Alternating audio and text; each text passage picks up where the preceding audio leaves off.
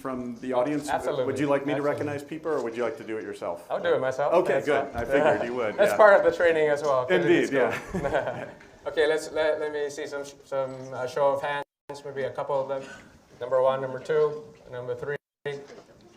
Let's take 3 at a time so that I remember the question. How's that? Are we good? Alrighty. Your turn. Go ahead. Awadi Kap. Frank from Thailand, also HKS student. Oh, cool. Thank you. Thank you so much for visiting us today and giving us a speech. Just a Technical issue. That's fine.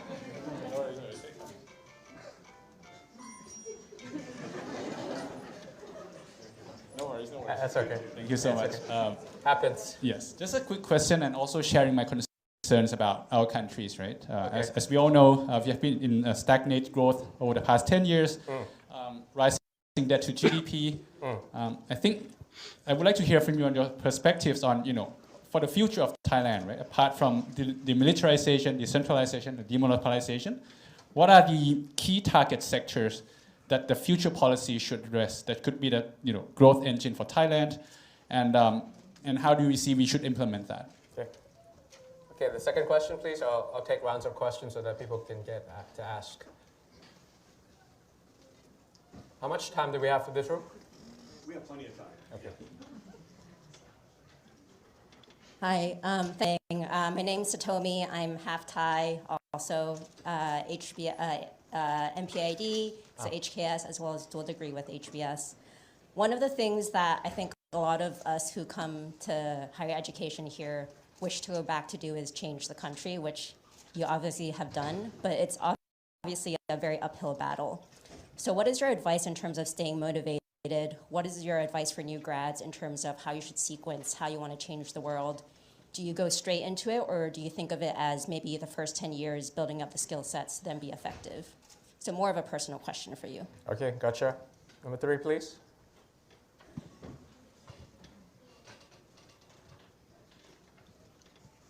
I understand that it was Professor Said. Are you exercising your rights, or are you? Thank you very much. So I'm Michael Hertzfeld. I'm the founding director of the Thai Studies program, now out to pasture, but very happy to see so many people here for this wonderful event, and to thank Kun Pita for really a remarkable of really important points in a very short speech. So I will try to be equally brief. It's often said that Thailand is a land of compromise. I have, in my own research work, have focused on the fact that you have a constant tension in Thailand between authoritarian and egalitarian impulses. The impulse for democracy has always been there, but so has the other thing. And the other thing in the room in more ways than perhaps we want to enumerate. So is there a way forward that actually overcomes the invocation of that compromise, which has been used again and again and again to subvert the democratic process? Thank you. Thank you so much. So I'll take all 3 questions first in answer, and then we'll do a second round. Is that cool with you? Oh, good? Yes. The first question was more about, economic prosperity for the past 10 years, rising debt to GDP, and key target sectors. My short answer to you is we have to recognize problems and turn them into assets. If you focus only on our assets, tourism, export-led, and all those things, you could improve it, but then there's very limited amount of rooms for you to actually proceed, as well as the inequality side of it that I was telling you about. So how do we come about inclusive growth? Is turning our liability, national liability, poor water sanitation, lack of internet infrastructure, measuring the map of each land so that you give land justice to the indigenous people. All these things are pain points, if you are from the business school as well. This is like the pain points that we could turn into industries that Thailand could really master. And once you master it in one district, you could expand it through the entire region. And then you can do it nationally. And then you can do it throughout our neighboring countries in ASEAN. Imagine if you just turn tap water into drinking water. You need some measuring flows, and you need some IoT devices in order for you to check if the quality of the water is good. The 76 districts all around Thailand. What kind of industry is that? It's like changing the environment. It's about giving people the public good that they deserve. EV bus, transportation in Bangkok, as Professor would know, is horrendous. And also the air pollution coming out of it. I was just speaking to another nominee of Time 100 Next, and all they said about Bangkok and Chiang Mai was about the pollution. But if we find a secret sauce that takes care of all these problems and turn them into potential, problem into potential, and that's how you create growth, and also taking care of it in a commercial side as well as something that's good for the people as well. So that would be my answer. Second part, personal question. In 2 sentences, be bold, be ambitious, and I think really Thailand, the country, and the world really needs a younger juice, a younger generation creativity of ideas that mix up and find new consensus in new normal. Do you understand what I'm trying to say? I mean, the world has changed so much. When I was sitting in your seat and I'm standing here, that 12 years, the new normal that comes from the COVID crisis, from the pandemic, you name it.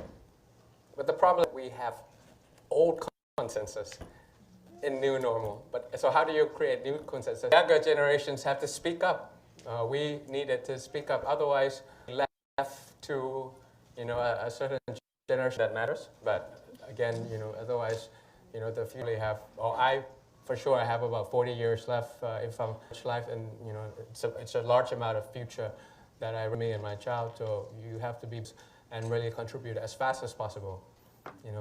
The right. So try it out as young as well, and try your best. And if you fail, you could always try again. So that would be my advice. Third, to Professor, how do we come about this land of compromise and also the struggle, of democracy and competitive authoritarianism for the past 90 years? I think it's about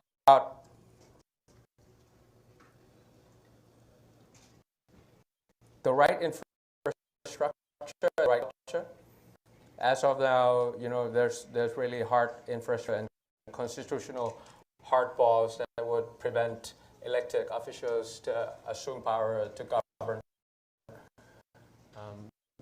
It's really coming to domination of ideas through soft power to really show that Thailand has changed, and we want to really have a culture that demands. And so to the extent that could be collapsed from within.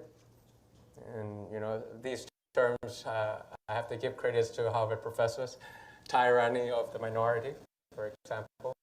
Those are the things that have a robust opposition, you have robust media, you have international scrutiny, you have collapse from within, not because you have guns and bullets, but because you have domination of ideas and you're expanding the decisions of the country.